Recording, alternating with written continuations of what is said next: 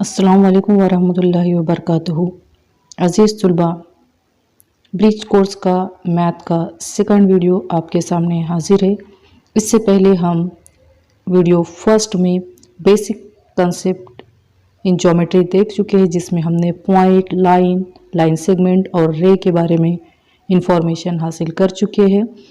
और आज हम जो इस वीडियो में डिस्कस करेंगे वो टॉपिक में सबसे पहला है प्लेन। तो सबसे पहले हम समझ लेंगे कि ये प्लेन होता क्या है। In mathematics a flat surface is called a plane. Math में जो फ्लैट सरफेस होती है उसे ही प्लेन कहा जाता है। इस तरह से आपको कोई फिगर नज़र आएगी। तो ये फ्लैट सरफेस है, तो आप इसे चाहे तो इस जानिब से भी बढ़ा सकते, इस तरह से, यानी इस तरह से जो फिगर नज़र आएगी वो होगी आपकी प्लेन। फॉर एग्ज़ाम्पल यहाँ पर आप एक टेबल नज़र आ रहा है, उसकी जो ऊपरी सतह है ये भी एक प्लेन की तरह ही है। यहाँ पर आपको एक ब्लैक बोर्ड नज़र आ रहा है, इसकी जो सामने की सतह है ये भी एग्ज़ाम्पल प्लेन का ही है। चलिए अब देखते हैं हम आगे के टॉपिक को। अगला जो टॉपिक है वो है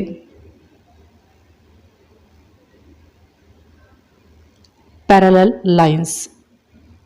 पैरेलल लाइन के पहले हम मीनिंग समझ लेते हैं एक एग्जाम्पल के थ्रू। तो यहाँ पर एक आपको पेज नज़र आ रहा है, यहाँ पर एक कॉपी का आपको पेज नज़र आ रहा है और इस पेज पर जो लाइनें हैं वो कुछ इस तरह से ड्रॉ की गई है। तो ये जो लाइनें हैं अगर ऑब्जर्व करें तो ये एक दूसरे के आमने सामने हैं। यही इसी तरह की जो आमने सामने लाइनें होंगी वही पैरेलल लाइंस कहलाएगी। ये जो पैरेलल लाइंस है उसे आप कहीं तक भी आगे बढ़ा दे तो कहीं पर भी वो एक दूसरे को टच नहीं करेंगे या एक दूसरे को इंटरसेक्ट नहीं करेंगे।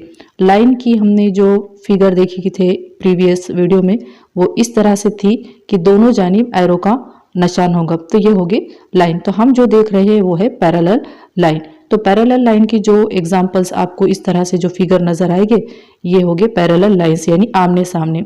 शॉर्टली समझने के लिए आप 11 का सिंबल याद रख सकते हैं, यानी 11 हम जिस तरह से लिखते हैं। तो पैरेलल लाइन ज़रूरी नहीं कि इसी तरह से हो, वर्टिकल भी आ सकते हैं, यानी इस तरह से भी पैरेलल लाइन हो सकते हैं। सिर्फ पैरेलल लाइंस वही लाइन होंगे जो आप आगे बढ़ाने के बाद कहीं पर भी किसी भी पॉइंट पर इंटरसेक्ट ना करे। तो यहाँ पर जो एग्जांपल दी जा रही है पेज की, इसमें जो लाइनें हैं वो तो पैरेलल होंगे। उसके अलावा ये जो हाशिया है नज़र आ रहा है आपको ये मार्क, ये लाइन और एक लाइन हम इस तरह से ड्रॉ करके ये भी हम पैरेलल लाइन बना सकते हैं। आपने रेलवे स्टेशन पर पटरियों को ऑब्जर्व किया होगा, जो पटरी की जो लाइनें रहती है तो वो भी पैरेलल ही होती है। पैरेलल यानी आमने सामने। अब देखेंगे हम उसकी डेफिनेशन को। Lines which lie in the same plane but do not intersect are said to be parallel to each other। ऐसे लाइनें जो एक ही प्लेन में हो, ये हम यहाँ पर एक प्लेन ले लें और इसके अंदर हम दो लाइनें इस तरह से लेंगे कि इसको हम आगे तक कितना भी बढ़ाए तो वो कहीं पर भी किसी भी पॉइंट पर इंटरसेक्ट नहीं करेंगे। तो ऐसे लाइनें होंगी पैरेलल लाइन।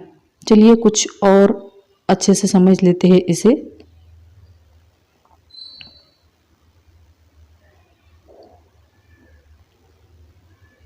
यहाँ पर इस फिगर में आपको एक प्लेन नजर आ रहा है और उसमें दो लाइनें हैं जो कि एल और एम है। जब हम इसे लिखेंगे किस तरह से लिखेंगे कि लाइन एल, दो लाइनें हैं तो पहली लाइन है एल, तो लाइन एल पैरेलल है। पैरेलल का जो सिंबल है वो 11 का होगा इस तरह से। तो लाइन एल पैरेलल है, जो भी सेकंड लाइन होगी उसका नाम देखिए हम क्या है, तो लाइन सेकंड लाइन का नाम है एम। यहाँ पर एम लिखना नहीं आ रहा है इसलिए हम नीचे लिख रहे हैं, तो लाइन एम। तो लाइन एल पैरेलल है लाइन एम के, इस तरह से हम लिखेंगे। जो पैरेलल का सिंबल होगा वो इस तरह से 11 का होगा। जब भी आप मैथ में लिखने की कोशिश करेंगे कि जो भी दी गई लाइन वो किस लाइन के पैरेलल है, तो दरमियान में आपको इस तरह से सिंबल, ये 11 का सिंबल पैरेलल का नजर आ रहा है, उस तरह से आपको लिखना है। अब समझते हैं आगे के कंसेप्ट को। अगला जो कंसेप्ट है वो है हमारा कोलिनियर और नॉन कोलिनियर पॉइंट का। सबसे पहले हम समझ लेते हैं कोलिनियर पॉइंट किसे कहते हैं, उसके बाद हम जानेंगे नॉन कोलिनियर के बारे में। तो यहाँ पर आप ऑब्जर्व कर रहे हैं इस पिक्चर में, यहाँ पर आपको एक गेम नज़र आ रहा है जिसे हम खो खो कहते हैं। तो यहाँ पर जो भी प्लेयर्स अंदर हैं, जो दो टीम के होते हैं, तो वो जब गेम खेलते हैं तो जब खो खो के लिए उनकी सेटिंग अरेंजमेंट हम देखेंगे तो कुछ इस तरह से होगी। यानी कि यहाँ पर एक प्लेयर नजर आएगा, यहाँ एक प्लेयर, यहाँ एक प्लेयर, यहाँ, और ये सारे प्लेयर एक ही लाइन में आपको बैठे हुए नजर आएंगे। यानी इनसे हम एक लाइन ड्रॉ कर सकते हैं। इन पॉइंट्स को अगर हम ज्वाइन कर ले तो इनसे हम एक लाइन ड्रॉ कर सकते हैं। तो इस तरह से जो पॉइंट हो गए कोलिनियर पॉइंट।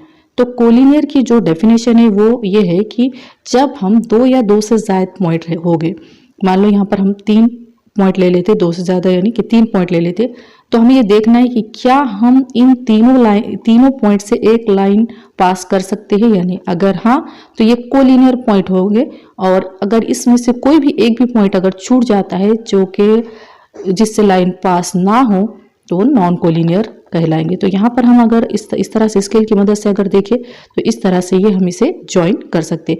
तो ये जो एग्जाम्पल हो गई है कोलिनियर पॉइंट की। और अच्छे से हम इसे समझने के लिए एक और एग्जाम्पल ले लेते हैं। मान लो हमने कुछ 3 पॉइंट इस तरह से ले लिए। अब हम इन तीनों पॉइंट से अगर एक लाइन पास करना चाहे तो ये मुमकिन नहीं है। जब हम पास करना चाहे लाइन तो या तो ये दोनों ज्वाइन हो जाएंगे और ये छूट जाएंगे, यानी एक लाइन में नहीं आएंगे, क्रॉस लाइन लेनी पड़ेगी। तो ये तो पॉसिबल नहीं है। अगर हम चाहे तो ये दोनों को ज्वाइन कर सकते हैं तो फिर ये पॉइंट छूट जाएगा। यानी कि ये तीनों भी जो पॉइंट है बैक वक्त एक लाइन से पास नहीं हो सकते। यानी ये जो पॉइंट इस तरह से हो गए वो हो गए नॉन कोलिनियर। जब हम दिए गए पॉइंट से सिर्फ एक लाइन पास कर पाए तो वो होगी कोलिनियर, जैसे कि ये एग्जाम्पल। और एक एग्जाम्पल देख लेंगे। क्रॉस में हम थोड़े 3 पॉइंट ले लेंगे या 4 इस तरह से। तो अब हम इसे देखेंगे कि क्या इससे एक लाइन पास हो सकती है, इससे एक लाइन पास हो सकती है। यानी ये जो पॉइंट है वो कोलिनियर पॉइंट से। अब नॉन कोलिनियर के लिए यहाँ पर आपको एक पिक्चर नजर आ रही है। यहाँ पर इस पिक्चर में अगर देखेंगे तो जो पॉइंट्स है वो नॉन कोलिनियर यानी इधर उधर बिखरे हुए हैं। जब हम पास करना चाहे इन सभी पॉइंट से एक लाइन तो ये पॉसिबल नहीं है। या तो हम इन दोनों को ज्वाइन कर सकते हैं या तो हम इन दोनों को जोड़ सकते हैं, लेकिन एक ही टाइम में सारे पॉइंट से एक लाइन पास होना मुमकिन नहीं है।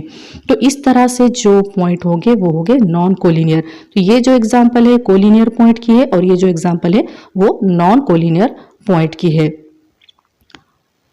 अब यहाँ पर डेफिनेशन देख लेंगे और साथ ही साथ हम लाइन पर कोलिनियर पॉइंट भी किस तरह से आएंगे वो भी देखेंगे। तो collinear point 3 or more points which lie on the same line are said to be collinear point। 3 या 3 से ज्यादा पॉइंट और उससे एक लाइन पास हो वही कोलिनियर पॉइंट। तो यहाँ पर हमने एक लाइन लिए और यहाँ पर कुछ पॉइंट्स ले लेंगे हम। Point A, point B, point C और ये पॉइंट डी। यानी कि point A, point B, point C और पॉइंट डी ये पॉइंट है कोलिनियर पॉइंट। अब हम देखेंगे एक एग्जांपल नॉन कोलिनियर की और साथ ही साथ देखेंगे नॉन कोलिनियर की डेफिनेशन। यहाँ पर है नॉन कोलिनियर पॉइंट भी बताए गए हैं और उसकी डेफिनेशन भी। तो सबसे पहले हम देखेंगे नॉन कोलिनियर होता क्या है। Point which do not lie on the same line are called non-collinear point।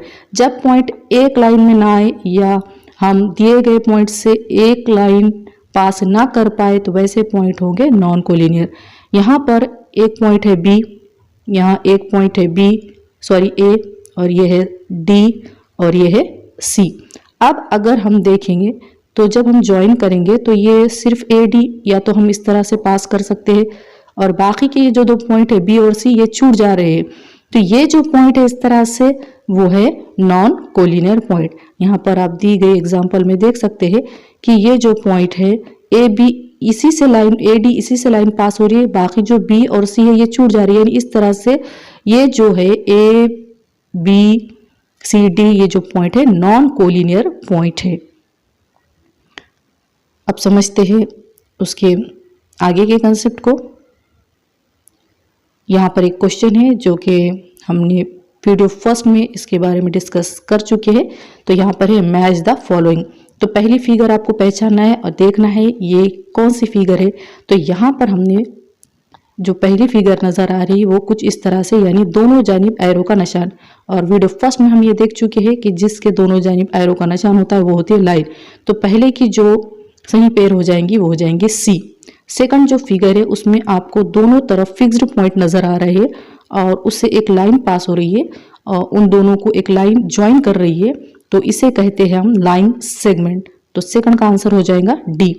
उसके बाद का जो है अभी अभी हमने इसी वीडियो में इस फिगर के बारे में डिस्कस किया है। तो ये जो है वो है प्लेन और लास्ट है एक तरफ एरो का निशान और एक तरफ आपको फिक्स्ड पॉइंट नजर आए तो वो होता है रे।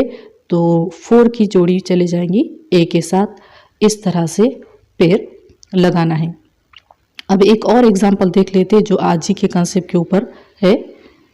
यहाँ पर आपको इस फिगर में जो लिखना है वो लिखना है पैरेलल लाइन कौन से है और इंटरसेक्टिंग लाइन कौन से। तो यहाँ पर सेकंड फिगर जो है ये सीधा सीधा तौर पर पैरेलल लाइन को बता रही है, यानी आमने सामने ये लाइन है और इसे हम इधर इस साइड में कितना भी बढ़ा दे तो ये लाइनें कहीं पर भी एक दूसरे को टच नहीं करने वाली है। तो ये जो है एग्जाम्पल, ये तो पैरेलल लाइन की आपको यहाँ पर इस तरह से लिखना है कि ये पैरेलल लाइन्स है बोल के, ठीक है। अब यहाँ पर देखिए फिगर फर्स्ट में, तो यहाँ पर अगर आप ऑब्जर्व करेंगे ये दोनों जो लाइनें एक दूसरे को टच कर रही है, इंटरसेक्ट कर रही है, सीधा सीधा यहाँ पर आपको नजर आ रहा है। तो ये तो पैरेलल हो नहीं सकती, ये है इंटरसेक्टिंग लाइन। तो यहाँ पर जो लिखेंगे स्पेलिंग इंटरसेक्टिंग लाइन। और अगली जो लास्ट वाली एग्जाम्पल है उसमें अगर आप लाइनें देखेंगे तो एक लाइन तो स्ट्रेट है लेकिन दूसरी जो लाइन है थोड़ी सी क्रॉस में आ रही है। लेकिन हम जब इस लाइन को आगे तक बढ़ाएंगे और इससे भी अगर इस तरह से बढ़ाएंगे तो कहीं एक पॉइंट आपको ऐसा मिलेगा जहां पर ये दोनों एक दूसरे को टच हो जाएंगे, यानी इस तरह से ये कहीं ना कहीं जाकर एक दूसरे को मिल जाएंगे, इंटरसेक्ट कर जाएंगे। तो ये जो लाइनें हैं इंटरसेक्टिंग लाइन्स है, तो यहाँ पर आप लिखेंगे इंटरसेक्टिंग लाइन। आई होप ये कंसेप्ट आपको समझ में आ चुका होगा।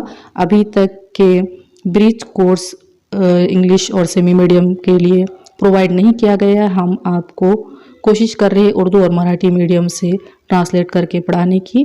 उम्मीद है आप बगौर इस वीडियो को देखेंगे और इससे फ़ायदा उठाएंगे। और उम्मीद करती हूँ कि आपको इस वीडियो में जो भी कंसेप्ट समझाया गया वो समझ में आ गया होगा। मिलते हैं हम अगले वीडियो में एक नए पॉइंट के साथ, तब तक के लिए अल्लाह हाफिज़।